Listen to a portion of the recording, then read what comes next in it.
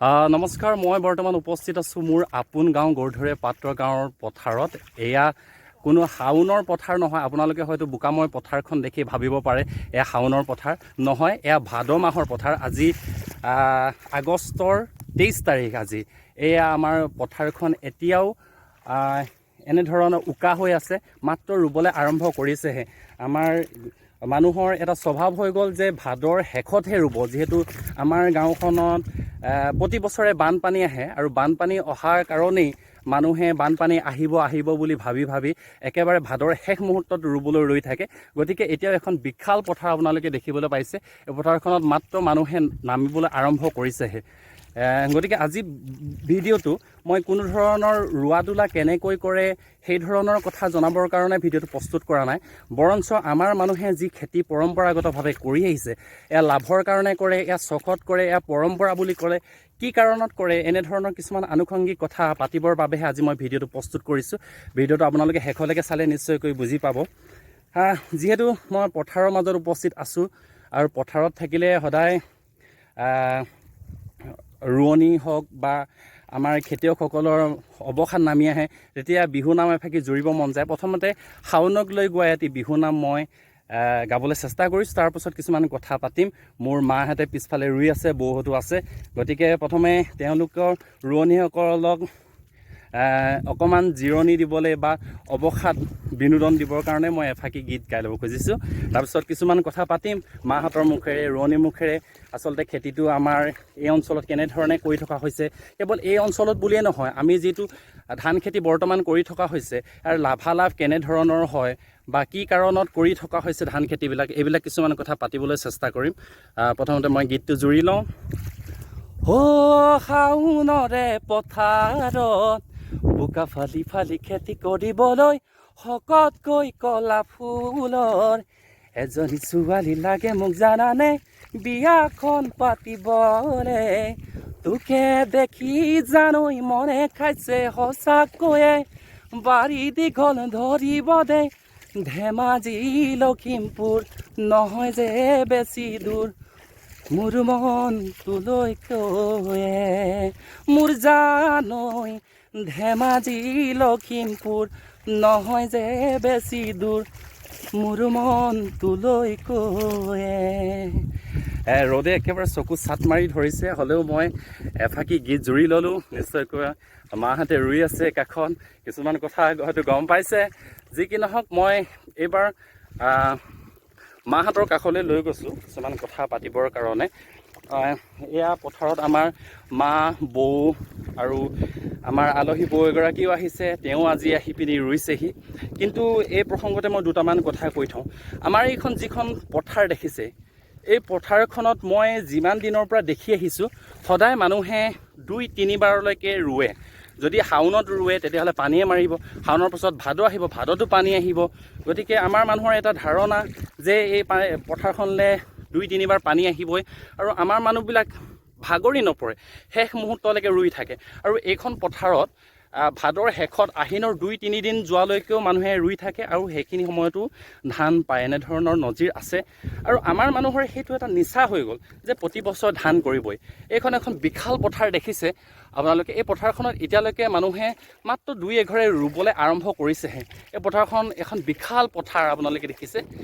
এই পথাৰখন একদম ভাদৰ শেষলৈকে ৰুব, যে নুৰুব বুলি নহয়, প্ৰত্যেকেই ৰুব, কিন্তু ৰৈ আছে কিজানি আকৌ পানী আহিব নেকি। এতিয়া দেখিছে বোকাময় পথাৰ, কিন্তু পথাৰখনত যিহেতু বানে প্লাবিত কৰি থৈ যায়, সেয়ে পলসুৱা মাটি, আৰু ভাদৰ শেষত ৰোৱা হ'লেও ধান যথেষ্ট পায় বাৰু, নাপায় বুলি নকওঁ।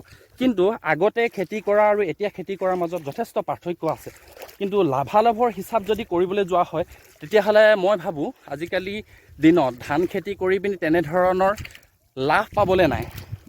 কেলৈ লাভ পাবলৈ নাই? আগতে মানুহবিলাকে খেতি কৰিছিলে, নিজৰ ঘৰত গৰু আছিলে, গৰুৱে হাল বাইছিলে, মানুহে এঘৰ মানুহৰ ঘৰত যথেষ্ট মানুহ আছিলে কাম কৰা। গতিকে নিজৰ ঘৰৰ মানুহবিলাকেই ধান ৰোৱা, তোলা, দোৱা, মৰা সকলোবিলাক কাম নিজেই কৰিছিলে। অৰ্থাৎ নিজৰ কামখিনি নিজেই কৰাৰ কাৰণে যিখিনি ধান পাইছিলে সেইখিনি আছিলে লাভৰ। কিন্তু আজিৰ তাৰিখত আমি দেখিবলৈ পাইছোঁ যে প্ৰথম কঠীয়াতলি চহোৱাৰ পৰা আৰম্ভ কৰি একেবাৰে কঠীয়া তোলা, পথাৰলৈ কঠীয়া অনা, ধান ৰোৱা, ধান দোৱা, পাছত আকৌ ধান কঢ়িয়াই ঘৰলৈ নিয়া, মৰণা মৰা, এই গোটেই প্ৰক্ৰিয়াটো কৰাৰ পাছত যদি এখন বহি লৈ আপোনালোকে হিচাপ কৰে, দেখিব ধান খেতি কৰাতকৈ নিজে কিনি খালে কিন্তু বেছি লাভ আছে। কিন্তু আমাৰ মানুহৰ মনটো এনেকুৱা হৈ গ'ল, এই পথাৰ এখন যিহেতু পৰি থাকে, দেখিব তেনেকৈ উকা পথাৰ এখন দেখিব নোৱাৰে, বিহুটো পাতি ভাল নালাগে, সেইকাৰণে পৰম্পৰা হিচাপেই হওক, নিচা হিচাপেই হওক, প্ৰতি বছৰে ধান খেতিটো কৰি আছে। বছৰৰ 3 মাহ দিন ইয়াত খেতি কৰে আৰু 9 মাহ দিন পথাৰখন পৰি থাকে। গতিকে এই পথাৰখনত যিহেতু আমাৰ মানুহৰ উপযুক্ত পৰিকল্পনা নাথাকে বা কোনেও নাভাবে যে এই ধান খেতিটো কৰাৰ উপৰিও আন ঋতুকালীন শস্যৰ বাহিৰেও আন কিবা উদ্যান শস্য হওক বা আন ৰবি শস্য এই পথাৰত কৰিব পাৰি নেকি, বা বছৰত এই ধান খেতিটোৰ উপৰিও কিবা খেতি কৰিব পাৰি নেকি। আচলতে মই কেৱল আমাৰ পথাৰখনক লৈ কৈ থকা নাই, অসমত হয়তো এনে বহুতো পথাৰ ওলাব যি পথাৰত এতিয়া মানুহে খেতি কৰে লাভৰ কাৰণে নহয়, পৰম্পৰা হিচাপে হওক, নিচা হিচাপেই ধান খেতিটো কৰি থাকিবলৈ গৈছে। গতিকে মোৰ এজন দাদা আছে, মই তেখেতক এগৰাকী আদৰ্শৱান খেতিয়ক বুলি ভাবোঁ, ধনীৰাম চেতিয়া। আপোনালোকে হয়তো বহুতেই ফেচবুকত তেখেতৰ ভিডিঅ'বিলাক পাই থাকে। তেওঁ যথেষ্ট আদৰ্শৱান খেতিয়ক আৰু খেতিৰ ওপৰত যথেষ্ট জ্ঞান আছে। তেওঁ নিজৰ বাৰীখনত উদ্যান শস্য পৰা আৰম্ভ কৰি ৰবি শস্য, ঋতুকালীন শস্য, পশুধন সকলো পালন কৰি আহিছে।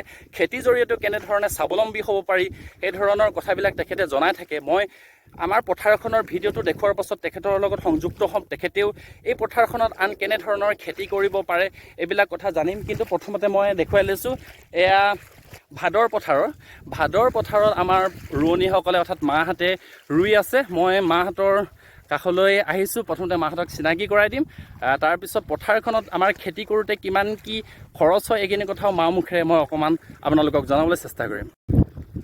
এয়া ৰুই আছে বৌহঁতে, এয়া এগৰাকী আলহী বৌ আহিছে টেঙাখাটৰ পৰা আমাৰ।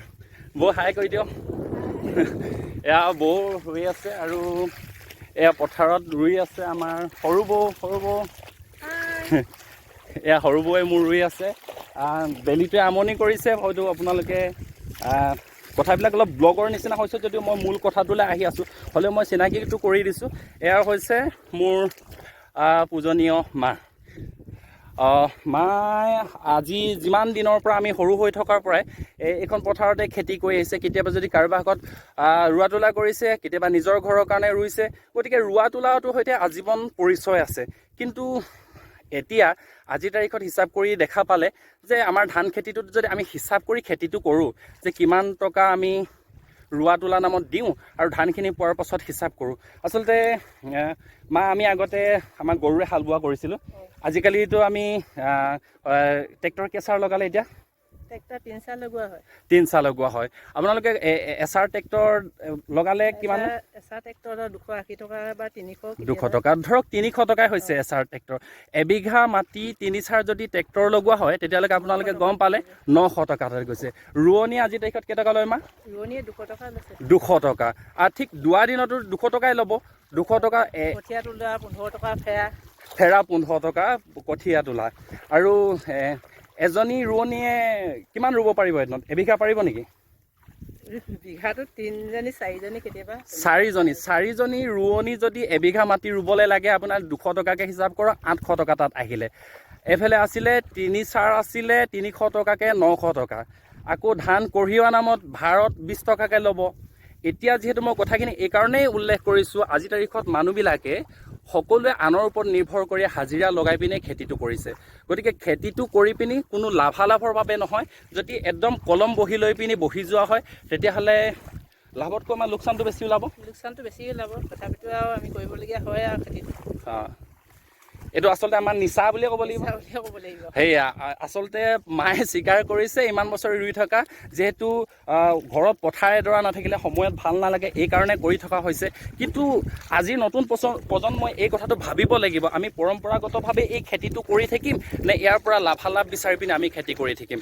নিশ্চয়কৈ আমি একেবাৰে এইটো নহয় যে আমি তাহানিৰ দৰে গৰুৰে হাল বাই পিনে খেতি কৰি থাকিব লাগিব, তেনেকুৱা ধৰণৰ কোনো কথা নহয়। কিন্তু আমাৰ পথাৰখনক লৈ মই বিশেষকৈ জনাইছোঁ, আমাৰ যিখন পথাৰ, এই পথাৰখনত মানে খেতি কৰি আজিলৈকে যি মানুহকেই সোধা যায় তেওঁলোকে এটা কথাই কয় যে বছৰেকত নিজৰ ঘৰৰ ধানমুঠি ভাতমুঠি পোৱা হয় বুলি কয়। কিন্তু হিচাপ কৰিলে দেখা যায় আনে কৰা খেতি এডৰাৰ পৰাও যদি ধানখিনি কিনি লওঁ, মই যদি 5,000 টকা 10,000 টকাৰ ধান কিনি লওঁ, মোৰ লগত গৈ দেখোঁ যে একেখিনি হয়, মানুহৰ কষ্ট এইখিনি হয়। কিন্তু আমি পৰম্পৰাগত সেই খেতিটো এৰি দিয়া নাই। এই ওচৰত মানুহে ৰুই আছে, এয়াও মোৰ এপাহঁতৰে খেতি হয়, তেওঁলোকেও ৰুই আছে।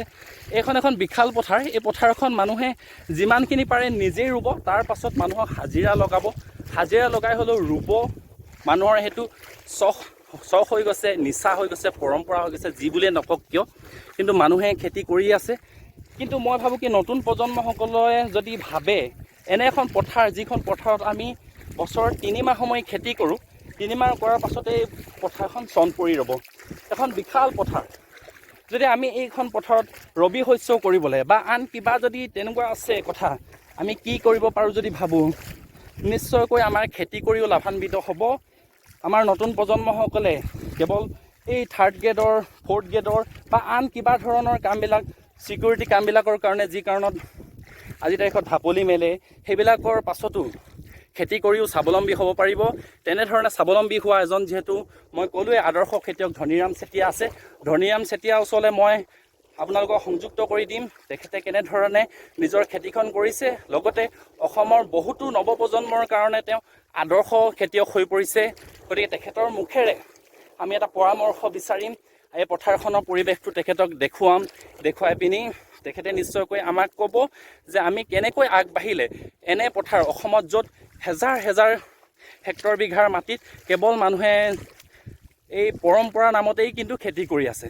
এয়া অকল গৰুধৰীয়া পথাৰৰে কথা নহয়, এয়া সমগ্ৰ অসমৰে আজিৰ তাৰিখত মানুহে হাজিৰা নিৰ্ভৰ কৰে, ট্ৰেক্টৰে হাল বোৱাই একদম আদিৰ পৰা শেষলৈকে যিহেতু আনৰ ওপৰত নিৰ্ভৰ কৰি খেতি কৰিলে, খেতিয়ে কেতিয়াও লাভৰ মুখ নেদেখে। সঁচা কথা, যিটো কথা মোৰ মায়ে স্বীকাৰ কৰিলে, যিহেতু মোৰ ঘৰত এতিয়াও 2-3 গৰাকী মানুহ আছে, প্ৰত্যেকে নিজে লাগে বাবে আমাৰ 2-এটকা লাভ হয় যেন লাগে কথাবিলাক। যিহেতু আমাৰ দেখিলেই 3 গৰাকী মানুহে নিজৰ ঘৰত লাগি আছে, আমাৰ কঠীয়া অনা নিয়া এইখিনি কৰি আছে। কিন্তু ট্ৰেক্টৰে চহোৱা কামটো কিন্তু আজিৰ তাৰিখত আমাৰো কৰিবলৈ লৈছে। আগতে আমাৰ গৰুৰে হাল বাইছিলে, আজিৰ তাৰিখত গৰুৰে হাল বোৱা আমি পথাৰত দেখিবলৈ নাপাওঁ, সকলোৱে ট্ৰেক্টৰে লগায়।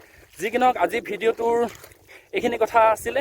মই পৰৱৰ্তীখিনি মোৰ আদৰ্শৱান খেতিয়ক ধনীৰাম চেতিয়াৰ ওচৰলৈ আহিছোঁ, তেখেতৰ মুখৰ পৰা জানিম এই পথাৰখনৰ সমগ্ৰ দৃশ্যটো দেখি পিনি তেখেতে কেনেধৰণৰ পৰামৰ্শ দিব বা আমি কেনেধৰণে আগবাঢ়িলে এনেধৰণৰ পথাৰবিলাকৰ পৰা, যিবিলাকত আমি 3 মাহ খেতি কৰি 9 মাহ পেলাই থওঁ, এনেধৰণৰ পথাৰবিলাকৰ পৰা কেনেধৰণে লাভান্বিত হ'ব পাৰি বা কেনেধৰণৰ প্ৰজাতিৰ খেতি কৰিব লাগে। আমাৰ এইবিলাক যিবিলাক ধান ৰোৱা হয়, আচলতে সেইটো এটা কথা আছে, ধানবিলাকৰ মূল্যটো খুব বেছি নহয়। এইবিলাক যদি সময়ত বেচিবলৈ যোৱা যায়, ধানৰ কুইণ্টল আপোনাৰ 10 টকা 11 টকা বুলি ধৰক, কেতিয়াবা 9 টকালৈও নামি আহে। এতিয়া যিহেতু চৰকাৰে বহুতবিলাক চাউল যোগান দিছিলে, সেইকাৰণে ধানৰ একেবাৰে মূল্যটো কমি আহিছিলে। এইবাৰতো 9 টকা পাইছিলে বুলি শুনিছিলোঁ। সেয়া আছিল আজি কথাখিনি। এই পৰৱৰ্তী কথাখিনি মই ধনীৰাম চেতিয়াৰ মুখেৰে আগবঢ়াইছোঁ। ধন্যবাদ পৰাগদা, আপোনাৰ এই মুখপত্ৰ মজিয়াখনত মোৰ মনৰ ক্ষুদ্ৰ অনুভৱ প্ৰকাশ কৰিবলৈ সুযোগ দিয়াৰ বাবে। লগতে আপোনাৰ এই মজিয়াখনৰ প্ৰতিজন শুভাকাংক্ষীলৈ মই শ্ৰদ্ধা জনাইছোঁ। লগতে প্ৰতিজন শুভাকাংক্ষীৰ জ্ঞাতাৰ্থে জনাওঁ যে মোৰ ঘৰ তিনিচুকীয়া জিলাৰ মাৰ্ঘেৰিটা মহকুমাৰ পেঙেৰি অঞ্চলৰ টেকেৰী গাঁৱত, আৰু মই কোনো প্ৰশিক্ষণপ্ৰাপ্ত অভিজ্ঞ বা প্ৰতিষ্ঠিত কৃষক নহয়। মোৰ ব্যৱসায়িক জ্ঞানৰ সময়সূত্ৰৰ সীমিত অভিজ্ঞতাৰ নিজৰ লগতে আন 10জনক আগুৱাই নিয়াৰ ক্ষুদ্ৰ প্ৰচেষ্টাহে মাথো। সঁচাকৈ পৰাগদা, এইটো এটা অতি গুৰুত্বপূৰ্ণ বিষয়। আমাৰ ৰাজ্যখনত বিভিন্ন প্ৰান্তত বহু হেক্টৰ ধান খেতিৰ উপযোগী মাটি আছে। এই পথাৰসমূহত বছৰত প্ৰায় 6 মাহ সময় কৃষি কৰ্মত অৰ্থাৎ ধান খেতি কৰা হয়, আৰু বাকী 6 মাহ সময় এনেই উকা হৈ পৰি থাকে। ইয়াৰ উপৰিও বিগত 2-3 বছৰ ধৰি অসমৰ বিভিন্ন প্ৰান্তত অতি উদ্বেগজনক কিছুমান প্ৰতিচ্ছবি দেখিবলৈ পোৱা গৈছে। অসমৰ বিভিন্ন প্ৰান্তত এতিয়াও বহু হেক্টৰ হেক্টৰ মাটি একেবাৰে খেতি নকৰাকৈ উকা হৈ পৰি আছে, যিসমূহ মাটি বছৰেকত এবাৰো খেতি কৰা নহয়। ইয়াৰ মূলতে হ'ল বন্যহস্তী সন্ত্ৰাসৰ পৰিমাণ দিনক দিনে বৃদ্ধি পাই আহিছে। দ্বিতীয় কথাটো হ'ল কি, অসম চৰকাৰে আমাক যিসমূহ বিনামূলীয়াকৈ চাউল যোগান ধৰিছে, ফলত অসমৰ থলুৱা কৃষকে যিসমূহ ধান চাউল উৎপাদিত কৰিছে বা উৎপাদন কৰিছে সেইসমূহৰ বজাৰ মূল্য একেবাৰে নিম্নগামী। গতিকে কৃষকসকলে উচিত মূল্য নাপায় খেতিৰ প্ৰতি অনীহা জন্মিবলৈ ধৰিছে। কথাৰ প্ৰসংগত বিষয়টোৰ পৰা মই অকণমান ফালৰি কাটি আহিব লগা হৈছিল। যি কি নহওক, এতিয়া আচল কথালৈ আহোঁ। আমি পৰম্পৰাগত হিচাপে কিছুমান কৃষি কৰ্ম কৰি আহিছোঁ। উদাহৰণস্বৰূপে আমাৰ যিখন ধাননি পথাৰ, সেই পথাৰখনত আমি এবাৰ মাত্ৰ ধান খেতি কৰাৰ পিছতে বাকী সময়খিনি পথাৰখন এনেই উকা হৈ পৰি থাকে। কিন্তু ইচ্ছা কৰিলে আমি সেই উকা ঠাইডোখৰত অন্য কিছুমান কৃষি কৰ্ম কৰিব পাৰোঁ। এই বিষয়ে মই বিভিন্ন সময়ত সামাজিক মাধ্যমত অৱগত কৰি আহিছোঁ। আমাৰ সেই উকা হৈ থকা ঠাইখনত গোমধান, ঘেঁহুৰ দৰে আমি কিছুমান কৃষি কৰ্ম কৰিব পাৰোঁ, যিবোৰ কৃষি কৰ্ম নেকি আমাৰ স্বাৱলম্বিতাৰ অন্য কিছুমান পথ সুচল কৰিব পাৰে। কিন্তু এইখিনিতে আৰু এটা কথা, আমি এইসমূহ কৃষি কৰ্ম কৰিবলৈ জীৱ জন্তুৰ পৰা সুৰক্ষা দিব লাগিব। জীৱ জন্তুৰ সমস্যা দোহাই দি আমি পিছ হুহুকিলেও নহ'ব। ধান খেতি চপোৱাৰ পিছত এই জলবায়ুৰ সৈতে খাপ খোৱা অতি সহজে কৰিব পৰা এবিধ অন্যতম খেতি হ'ল গোমধানৰ খেতি। গোমধানৰ খেতি এনেকুৱা এবিধ খেতি, যি খেতিৰ জৰিয়তে আমি কেইবাটাও খেতি ঘৰতে কৰিব পাৰোঁ। গোমধানৰ খেতি কৰি আমি গৰু পুহিব পাৰোঁ, গাহৰি পুহিব পাৰোঁ, ছাগলী পুহিব পাৰোঁ, হাঁহ কুকুৰা পুহিব পাৰোঁ, মৎস্য পালনো কৰিব পাৰোঁ। পশু পক্ষীৰ কাৰণে যিমানবিলাক দানা আহে, ইয়াৰ অধিকাংশ উপাদান গোমধানৰ পৰাই প্ৰস্তুত কৰা হয়। এনেদৰে পোনপটীয়াকৈ গোমধান খাবলৈ দিলে পশু পক্ষী যথেষ্টখিনি স্বাস্থ্যৱানো হয়। ইয়াৰ উপৰিও আৰু বিভিন্ন প্ৰকাৰে কৃষি কৰ্ম কৰিব পাৰি। গতিকে সময়ৰ সৈতে দৌৰিবলৈ হ'লে বা সময়ৰ চাহিদা পূৰাবলৈ হ'লে আমি পৰম্পৰাগত কিছুমান কৃষি পদ্ধতিৰ সাল সলনি কৰিব লাগিব।